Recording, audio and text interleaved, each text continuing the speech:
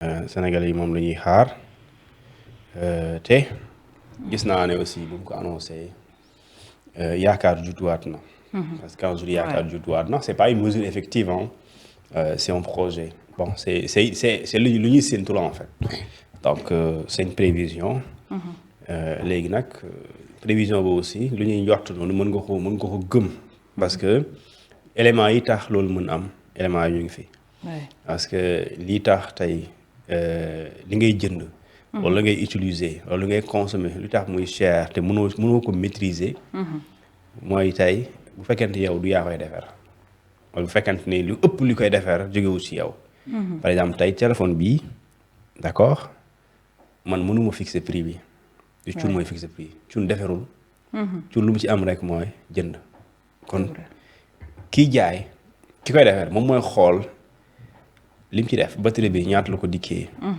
d'accord éléments yi tax téléphone bi normal ñaata la mu def calcul mu def coût mu daal di koy jaay ne defar naa ko valeur bi ma ko defaree yëpp 100 000 la su ma koy jaayee war naa ci am 50 000 d'accord léegi ma jaayee ko 150 000 kon man su ma nekkee acheteur wala consommateur du man ma naan 150 lañ koy jaay parce que man awma ci lu may décider léegi nag ki koy defar moom mooy décider.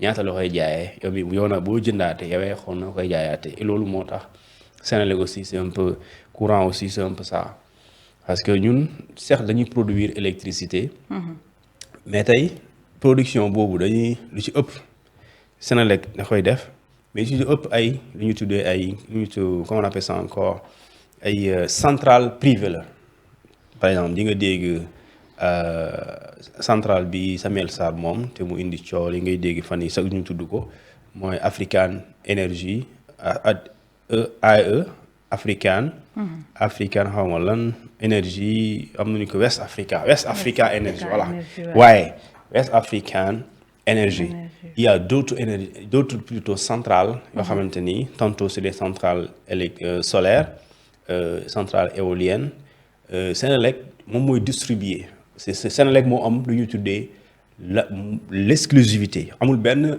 agence ci réewu Sénégal fii structure buy séddale buy jaay courant amul benn buy séddale courant Senelec rek moom la moo am exclusivité bi mais Senelec rek du moom mooy produire léegi dafa am léegi ñuy produire ay privé di jaay Senelec di distribuer Sénégalais yi léegi booy xool léegi nag loolu tax muy cher mooy man su ma nekkee privé damay produire électricité jaay ko Senelec pour yow nga am ci nga mën a utiliser taal sa lampe taal sa frigo ak sa climatiseur Senelec aussi mënul endosser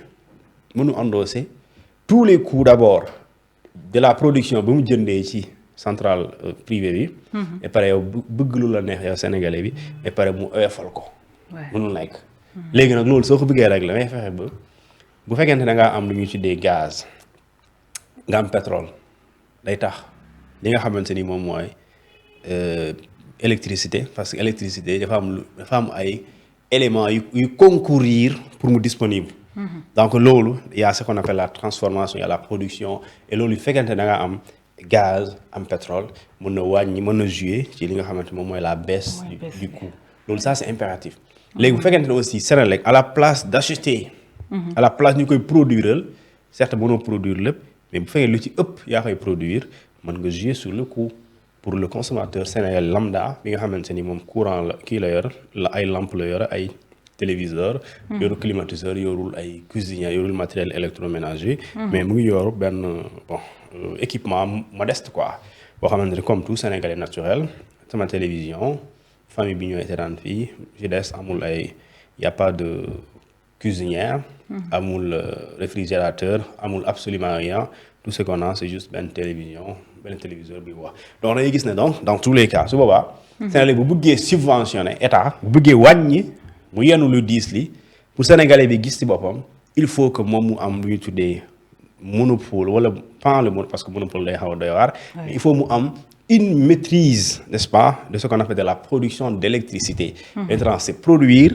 et distribuer et Senelec aussi tey moom kese mooy distribuer mais du moom kese mooy produire il y a d'autres sociétés privées ñoom ñuy produire di jaay Senelec d'accord et ci loolu également pour nga mën a créer li ñu tuddee parce que foofu lañu jëm. L'expression bi yëpp lu ñuy wër yëpp mooy la souveraineté énergétique rek la ñu wër la souveraineté énergétique mooy objectif bi parce que quand tu as la souveraineté énergétique moo lay permettre nga réduire les coûts pour ne pas dire baisser les coûts de l'électricité su boobaa et baisse coûts yooyu noonu. booy xool li FMI waxoon mooy. il faut ñu def li ñu tuddee subvention ciblée xaw ma graduelle xam ñu ko tuddee. mooy tey dañuy subventionné rek ñëpp tolloo. mais da ngay xool parce que soo ko defee le Sénégalais le moins à l'aise le plus à l'aise financièrement moom moo ci gën a bénéficier wu par rapport au Sénégalais financièrement faible. parce que am na koo xam ne amul comme ni ma la wax sànq les ménages démunis mais ñi nga xamante ne ñoom seen kër yi soo fa duggee dafa fekk réfrigérateur mais di nga fa fekk téléviseur. mais dafa fekk climatiseur dafa fekk cuisinière mais soo ko bëggee yemale ak koo xamante ni këram yëpp lépp lu ñuy def courant la ñuy utiliser par exemple moom lépp lu ñuy def courant la ñuy utiliser ndox mi pour mu tàng du ko teg ci gaz mais koy dafay day branché courant mu tàgg effet kooku am na moyen peut-être mais soo ko bëggee yemale ak ki nga xamante ni moom téléviseur kese lay utiliser mu ne pas dire lampe yi muy taal soo ko bëggee yemale subvention bi kii moo ci gën a profité et moom day mel ni kii woo ko te en réalité état war na jàppale ñëpp mais ñi mu war a gën a mën a jàppale mooy ñi nga xamante ñoo gën a nekk dans des conditions sociales difficiles. Je pense que c'est le cas également. waaw loolu la c'est le cas. et loolu su boobaa da ngay gis ne état boobu parce que l'état dafa war a nekk auprès de tous les citoyens mais l'état doit mieux soutenir les Sénégalais lambda. les Sénégalais yi nga xamante ne ñoom bëgg nañu mais seen mën matewu ko. voilà car ñoo xamante ni vraiment. parce que aujourd'hui on tend vers ce qu'on appelle un accès universel à l'électricité. Quand on veut que l'accès soit universel, que tous les ménages sénégalais accèdent, n'est-ce pas, à l'électricité, l'accessibilité du problème, mais aussi les prix ou bien le coût de l'électricité am na solo parce que amul solo bu fekkente ni da nga may mën naa xàcc courant mais facture bi ñëwee ñaari yoon mu ñu coupé moom amul njëriñ donc léegi au-delà ñu am accès il faut que les Sénégalais aient la possibilité de payer leurs factures. Et pour que les Sénégalais aient la possibilité de payer leurs factures, le prix ne doit pas être élevé, il ne doit pas être exorbitant, il doit être un coût, d'accord, moindre, un coût moins accepté, comme nous faisons à des coûts imbattables. Et c'est en réalité, c'est l'objectif de la Sénélec, pour ne pas dire l'objectif de l'État du Sénégal. Il y a les coachs ministère de l'énergie. Donc il faut produire plus d'énergie pour pouvoir transformer quoi, distribuer au Sénégalais. Que ce soit Sénélec dina mën a jouer avec les prix sinon li ngay def rek mooy yéen jënd si faatu produire la société. nga dem jaayaat ko mu nekk lu disponible pour Sénégal am ci accès pour mu am ci accès nga bëggoo mu diis si moom kon nga yónnee lu diis moo tax Sénélec booy xool y a eu ces dernières années. subvention bu bëri bu ñu defoon am na solo waaye terewul Sénégal dañuy jàmbat. parce que aussi lu la état bëgg a jàppale mënul yéen a lépp. te état du choisir bu dee société par exemple une centrale électrique privée moo ko jaayee courant lu ëpp mu jaay ko courant par exemple mais kooku di la jaay moom di nga ko fay. léegi bu la jaayee par exemple lu exemple langage bu simple bu dee verre bi da lay jaayee lii mu jaay la benn affaire bu disponible 10 000. yow nga 10 000 boobu valeur boobu produit bi nga war ko distribuer sa waa kër. sa waa kër mën nañ ci jot mais yow pour ñoom ñu jot si ki la ko jox moom di nga ko fay dans tous les cas yaay xool nooy def ba faatu jot si. mu indi 100 francs kii indi juróom bu manqué tamit yow yaay fay fale waaye ñi moom yow yaay àndoo seeni et loolu je pense que c'est bien possible parce que nous sommes un pays pétrolier, un pays gazier. Et quand on est un pays pétrolier gazier, ça ne doit pas être un problème de fourniture d'énergie ou bien de fourniture d'électricité.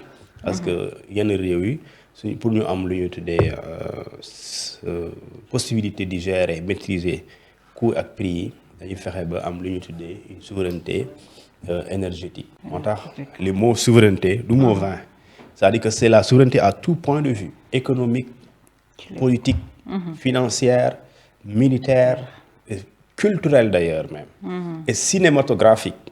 Gis naa nag Sénégalais yi temps yi ñuy def ay cinéma comme Hollywood, comme Nigeria, mais aussi il faut que nous soyons très indépendants par rapport aux autres cultures. L'Américain vend sa culture et nous aussi nous devons vendre, n'est-ce pas, la nôtre. N'est-ce pas? Donc la souveraineté doit être à tout point de vue. Et avec ça, je pense que fa lañ jëm incha allah. c'est clair Demba Thioune dañuy ñëw ci leneen cette fois